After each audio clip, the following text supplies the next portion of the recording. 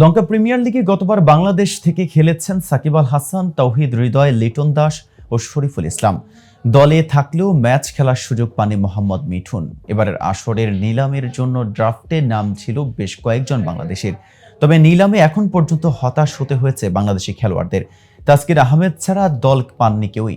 তাহলে নিলামে বাংলাদেশি খেলোয়াড়দের মধ্যে দল পেলেন কে এবং অবিকৃত থেকেছেন আর কোন কোন খেলোয়াড়? এসব প্রশ্নের উত্তর নিয়ে আজকের উশারবান স্পোর্টস থেকে আমি মেহেদি হাসান আছি আপনাদের সাথে।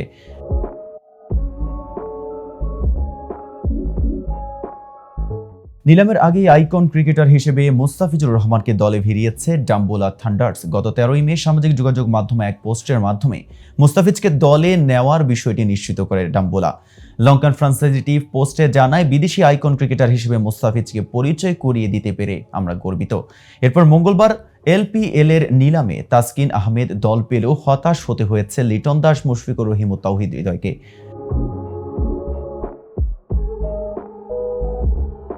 কোনো দলই তাদের প্রতি আগ্রহ না দেখায় অবিকৃত আছেন তারা। এদিন নিলামে বাংলাদেশিদের মধ্যে প্রথমে নাম ওঠে লিটন দাসের, যার ভিত্তিমূল্য ছিল $30,000 আর $50,000 ভিত্তিমূল্য ছিল মুশফিকুর রহিমের। তাদের দলে ফেরাতে আগ্রহ দেখায়নি কোনো দলই। এরপর নিলামে ওঠে তাসকিন আহমেদের নাম।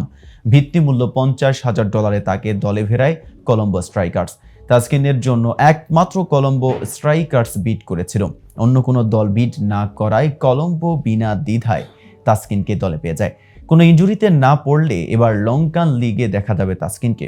এর আগে বিসিবির অনাপত্তিপত্র না পাওয়া ও চোট ইস্যুতে একাধিকবার আইপিএল খেলা হয়নি তাসকিনের।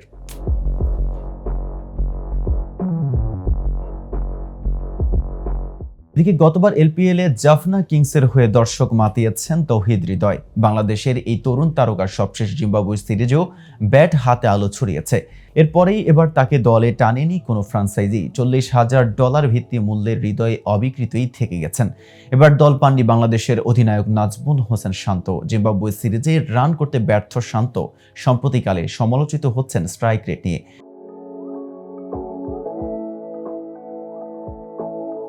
এলপিএলেও কোনো দল আগ্রহ দেখায়নি তাকে নিয়ে।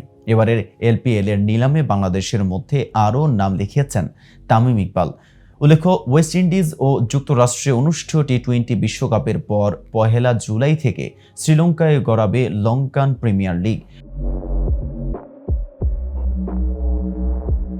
আর 21 জুলাই ফাইনালের মধ্য দিয়ে পর্দা নামবে এই টুর্নামেন্টের। তো ভিউয়ার্স, এই সম্পর্কে আপনার কোনো মতামত থাকলে জানাতে পারেন কমেন্ট বক্স। আর ভিডিওটি ভালো লাগলে লাইক শেয়ার করতে ভুলবেন না।